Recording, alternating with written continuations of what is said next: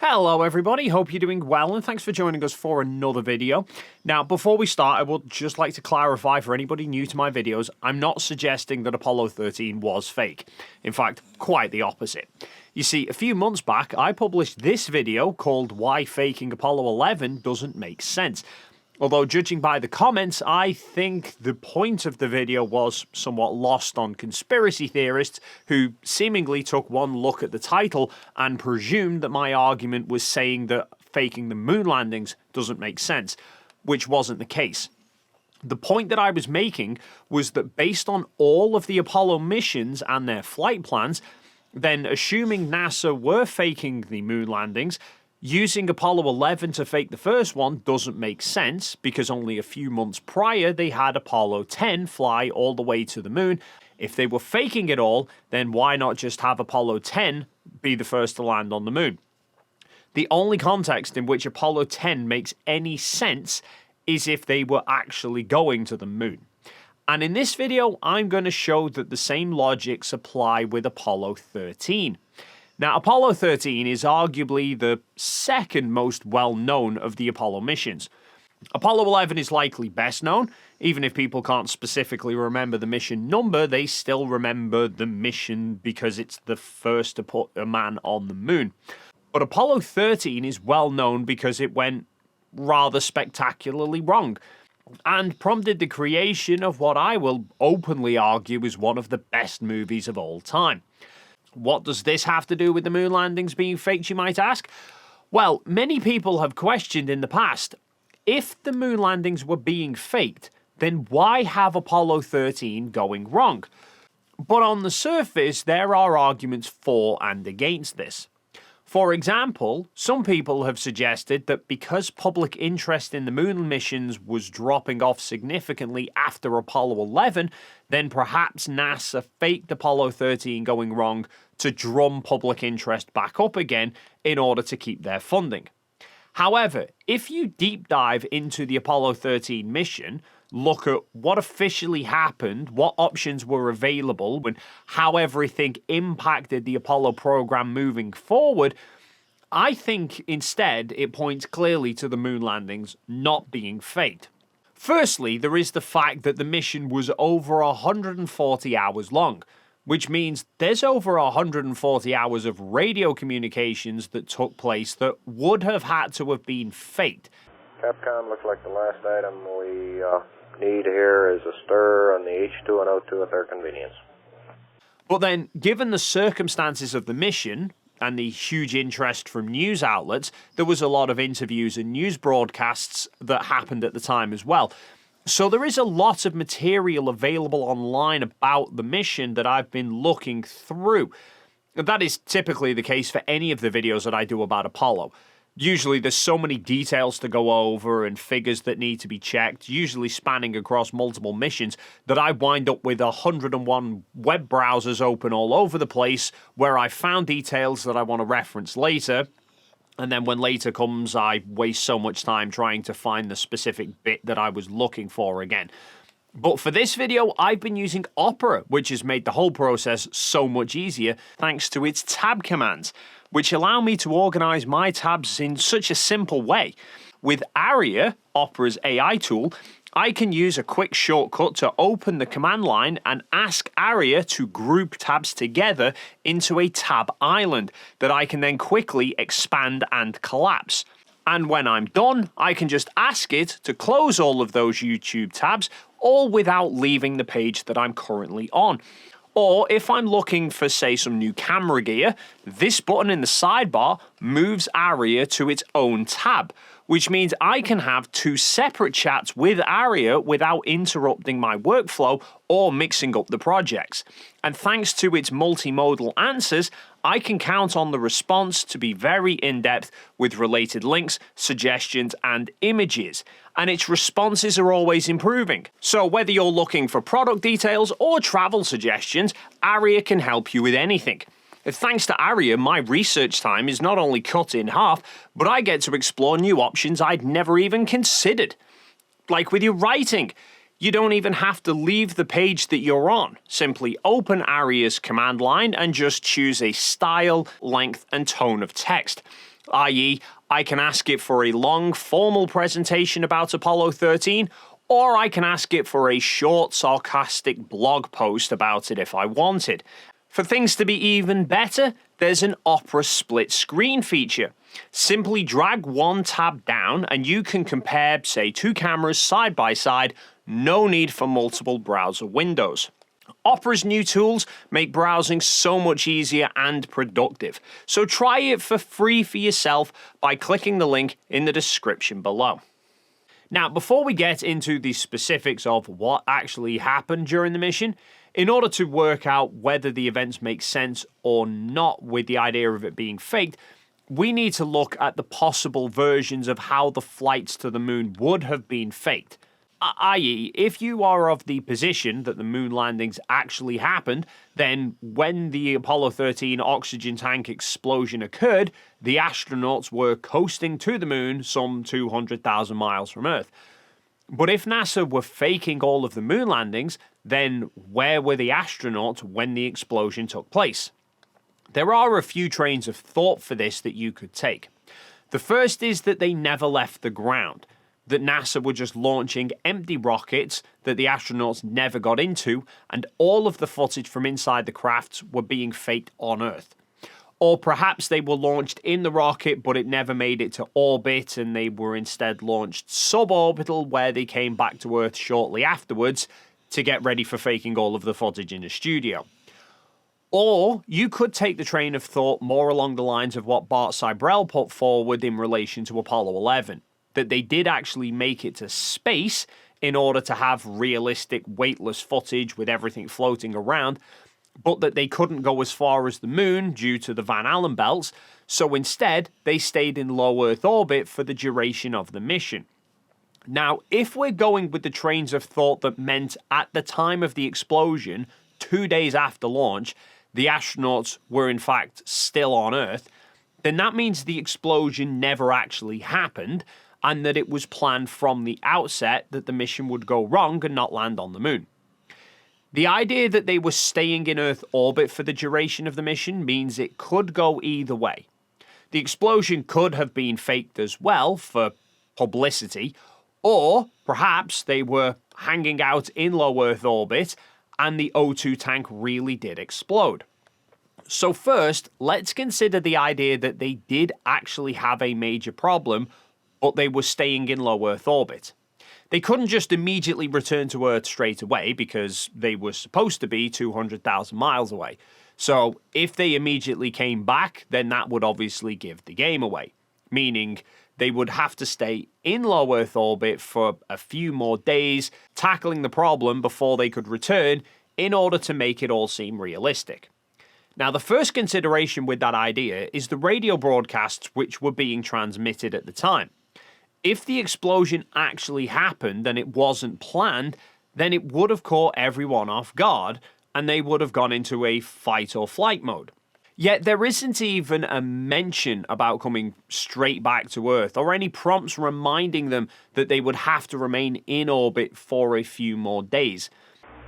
Okay, now let's everybody keep cool. We got LEM still attached. The LEM spacecraft's good, so if we need to get back home, we got LEM to do a good portion of it with.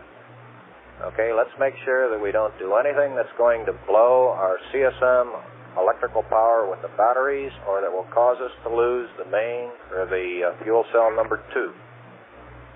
Okay, we want to keep the O2 and that kind of stuff working. We'd like to have RCS, but we got the command module system, so we're in good shape if we need to get home. Let's solve the problem, but let's not make it any worse by guessing. But then, even if you say that they were just very well trained to react in that manner and stay in the mindset of it needing to appear as though they were 200,000 miles away, they would still want to get back home as soon as possible. Now, officially, the events of Apollo 13 were that after the explosion, the crew were able to quickly establish that they were leaking oxygen from the service module, which they then attempted to stop by closing off the fuel cells one by one. Okay, Roger. Yeah, that's because of AC. And it looks to me, looking out the hatch, that we are venting something.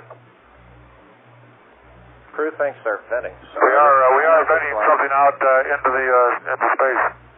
While the tank was going down, while the pressure in the tank was going down, we performed a number of things in order to attempt to save that tank.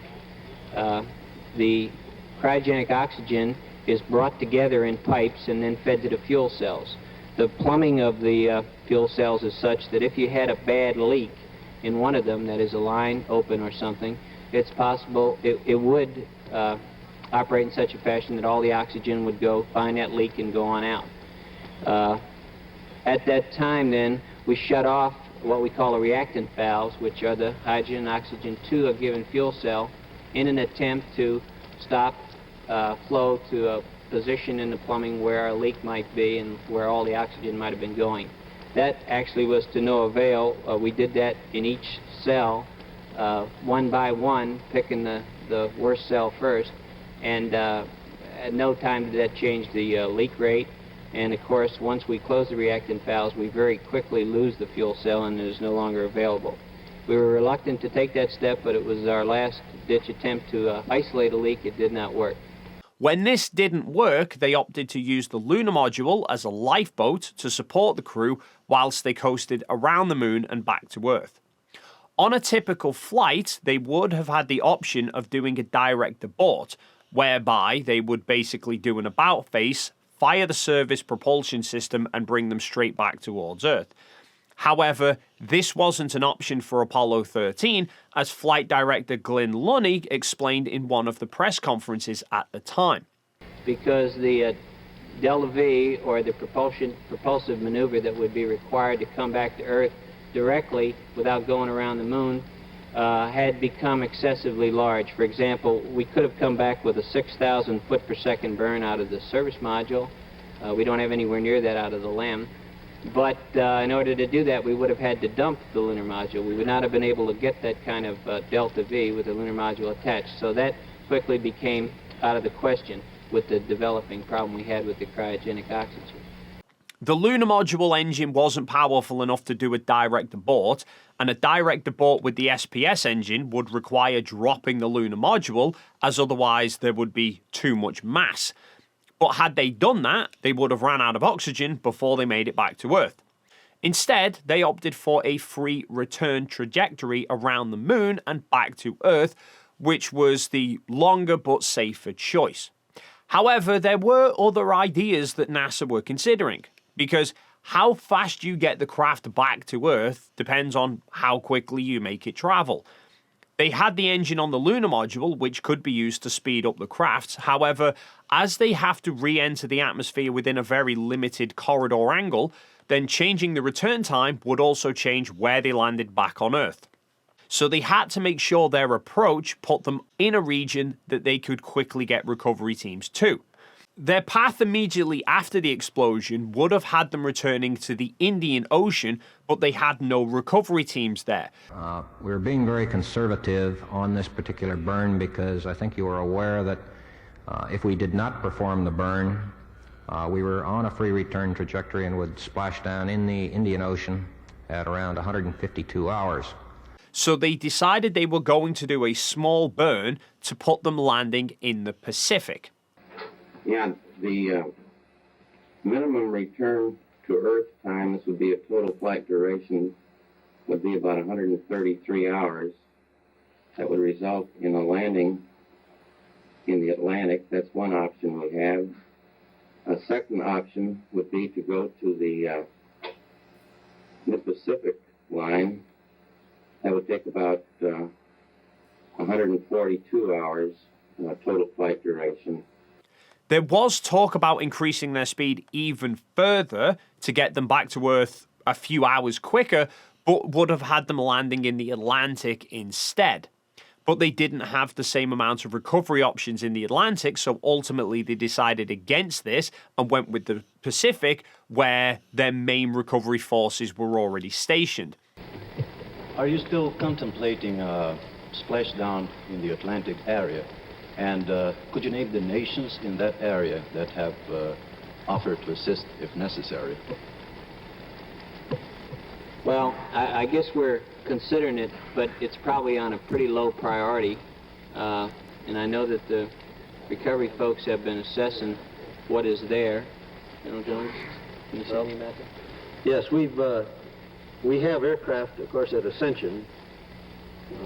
We could not have a trained recovery ship in all areas of the Atlantic, but we could cover the landing with HC-130 type aircraft, and there's no reason to expect that we couldn't have fairly quick access by surface ship. But we have no specific deployment of surface ship in the Atlantic. However, the other idea which was being talked about at the time was using the lunar module engine to speed the craft up even more and return them back a full day earlier. However, the only way to get the required increase in speed, given the power of the lunar module's engines, would have been to significantly reduce the mass that they were trying to propel back to Earth, which would have been doable by detaching the service module, given that it made up about half the total weight of the craft. We have considered and are still considering what the possibilities are for dropping the service module, which is a large amount of weight, in order to accomplish a faster return to Earth with the lunar module engine. Now, the concerns NASA had about this plan were that, one, the burn would basically use up the entirety of the lunar module's fuel supply, which would leave very limited options available then for course maneuvers later on if their path wasn't perfect. And the service module typically stays in place until just before the command module re-enters the atmosphere. And the command module is protected during re-entry by a heat shield on the bottom of it, which throughout the flight remains sandwiched between the command and service modules.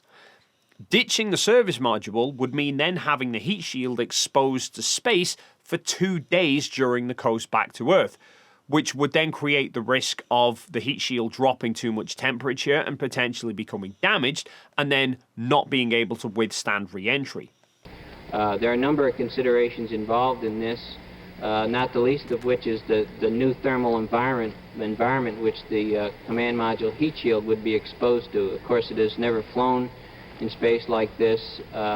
It would have never flown in space like this without the service module on, and there is some concern about what would happen to it if we did not have the service module on there. I say again, the reason for considering dumping the service module is that you can speed up the return and perhaps, and this is really a perhaps, land a day early, but you would end up using just about most of the dip's fuel, and you would be probably have a little bit less than we would comfortably like to have. So again, ultimately, this idea was decided against because they didn't feel it was really worth the risk, given that they had enough consumables to support the astronauts for that longer duration. But let's now start to cover why none of this really fits the narrative with the idea of the missions being faked. If we're going with the notion that they were just sitting in low Earth orbit for the duration of the mission, but they then did actually have a major problem, they would obviously want to come back to Earth as soon as possible. Now, even if we were to say that they wanted to keep them up there for long enough to make it believable that they were returning from 200,000 miles away, they would still opt for the fastest return possible. Now, the fastest option available was a direct abort.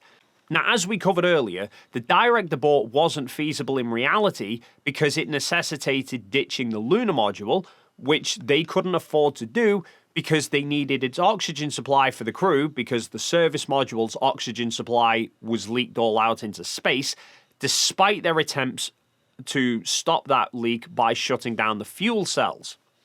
However, if they weren't really going to the moon and they were instead sitting in low Earth orbit, they could make up whatever scenario best suited their situation.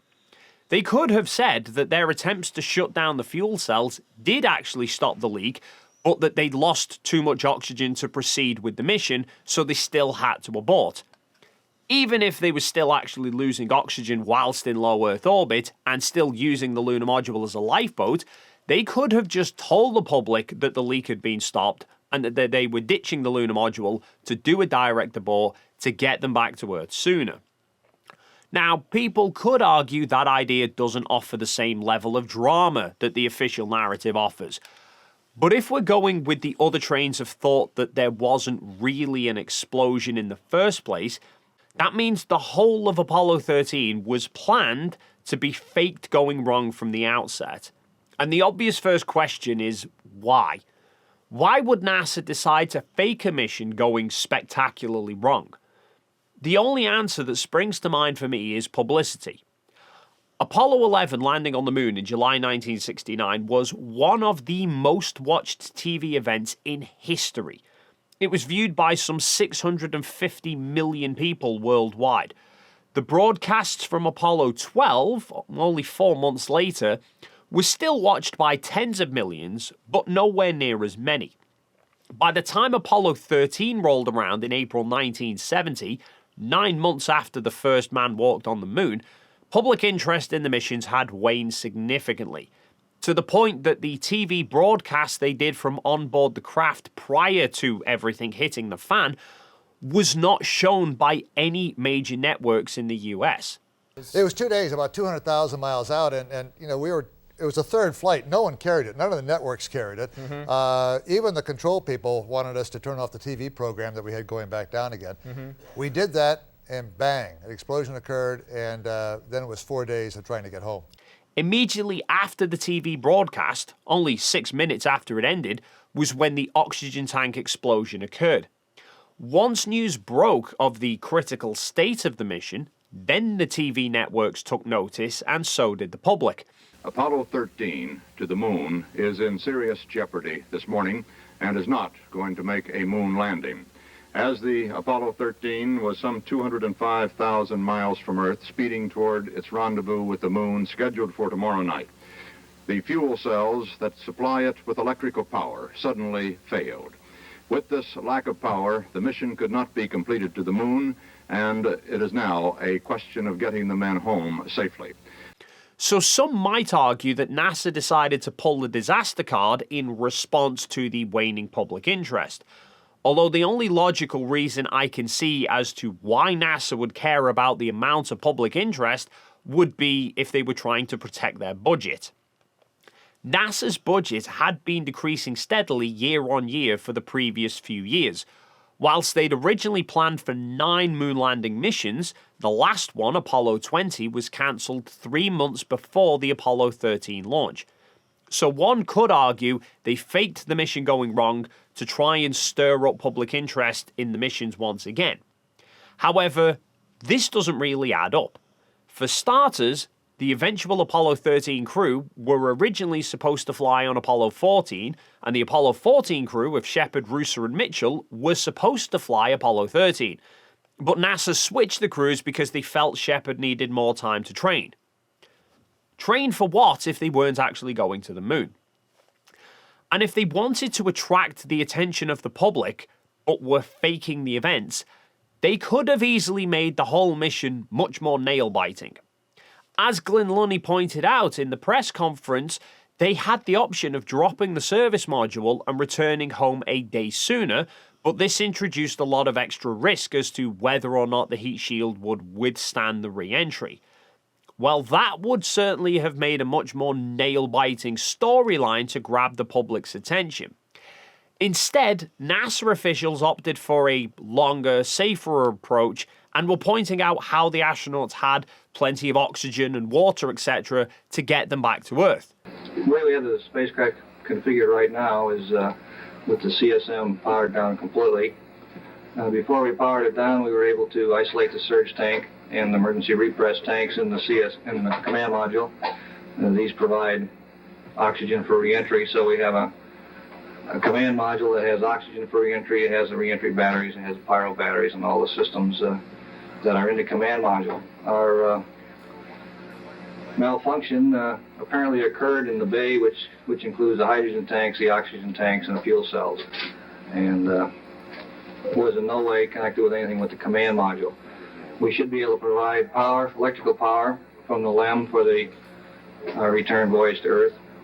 We should be able to return on the oxygen within the LEM, and we'll be using the lithium hydroxide out of both the command module and the lunar module. We can still power the command module from the lunar module at... Right now, with the water that we have in the lunar module descent and ascent tanks, we can follow the profile that we have intended to follow, that is powering down the primary guidance system after the first burn, and power it up 2 more times for mid-courses, and land with still about 12 or 13 hours of water of cooling available. On the batteries, we again are planning to follow a course which will end up with about 500 or so amp hours left, which is about 22% of the current or the power available in the lunar module. So that's beginning to look like a fairly comfortable margin. If they were faking everything for publicity, they could have made it much more dramatic than playing everything down. But then, if the whole thing was faked to protect their budget, they went about that completely wrong. I mean, for starters, their budget comes from the government. If they were faking the moon landings, the government would have known that it was all being faked. So, faking a disaster to protect the budget from people who would have known that it was faked in the first place wasn't going to achieve anything. But then let's consider the aftermath of the mission as well. After the mission, it wasn't immediately known what the cause of the problem was in the first place. They knew there'd been an explosion and that they'd lost all of their oxygen supply in the service module, and they later found out the panel from the service module that covered the oxygen tanks was completely gone. But it took 2 months for an investigation to conclude the cause, which officially was put down to oxygen tank 2 exploding, the root of it being that the thermostatic controls within the tanks were rated for a 28-volt supply, which was what the command module used, but the ground systems used 65 volts. Now, during a cryo test a month prior to the launch, the oxygen tanks were filled in order to check for leaks and then emptied again. However, the drain system for tank 2 didn't work. So rather than replace the tank, which would have caused about a month delay to the flight, they opted to use the thermostatic heater to boil the oxygen away. Now, as liquid oxygen is so cold, the heaters were only supposed to heat the oxygen to no more than 27 degrees C or 80 Fahrenheit, which would cause the oxygen to boil away. However, because this was being done by ground systems that were using more than twice the voltage intended for the thermostats failed, which then caused the tank to heat to 540 degrees C or 1000 Fahrenheit, more than 10 times the intended temperature limit. This caused damage to the Teflon insulation of the wires within the tank, so that during the flight, when the crew were instructed to stir the oxygen tanks as was standard procedure, the exposed wiring sparked inside the tank that caused the oxygen to ignite and the tank to explode. This investigation led to many changes, including the redesign of the oxygen tanks and the fuel cells, changing the thermostats, adding emergency water supply and batteries, and the only reason that the crew survived was that the explosion had occurred whilst they had the lunar module. If it had happened prior to docking with the lunar module, or after they detached it to land on the moon, they wouldn't have had enough oxygen to get back to Earth. So it was also decided to add a third oxygen tank to all of the remaining service modules, but placed on the opposite side of the craft, and with a facility to isolate it from the other tank's lines, so that were such events to ever happen again, the crew would have a dedicated oxygen supply for themselves. This investigation and the subsequent changes delayed the flight of Apollo 14 from October 1970 back to January 1971. And it was also a key factor in the decision to scrap 2 further moon missions of Apollos 18 and 19 that was announced in September 1970. And if they were faking something going wrong, meaning they could decide whatever it was that was supposedly going wrong, choosing oxygen being ignited by damaged electrical cables is arguably the stupidest one they could have picked, given that is fundamentally what happened with Apollo 1. Ultimately, the failure of Apollo 13 harmed the overall Apollo program. It would have been better for the state of the program if the mission was a success. But if they specifically wanted it to go wrong for some reason, surely it would have made more sense for it to go wrong because of something that was beyond their control, rather than because of decisions previously made by NASA. I.e., there was questions immediately after the mission about if the problem had been caused by a meteorite hitting the service module. Captain Lovell, did you consider at the time, and do you consider now, that this could have been a meteorite strike or something internal? Oh, this thought crossed our minds that it could have been a meteorite, and I really don't have a complete answer whether it was or not, except for the fact that the panel was completely missing, which indicated that whatever went in must have caused a larger bang to blow the panel completely out, and that's all I know about so far. If the problem was fake to begin with, they could have easily just attributed the cause to something like a meteorite hitting the ship. A freak accident completely out of their control. They still get all of the publicity about the mission going wrong without any of the fallout and delays of it being ultimately caused by events that happened prior to the launch. So, ultimately, just as I laid out months ago for Apollo 10, for me personally, the events of Apollo 13 do not make any sense with the narrative of NASA faking the moon landings. Instead, they only really fit the context that they were actually going to the moon. But, as always, feel free to leave your thoughts in the comments down below. If you enjoyed this video and you haven't already done so, then please consider hitting the like and subscribe buttons, and hopefully we'll see you in the next video.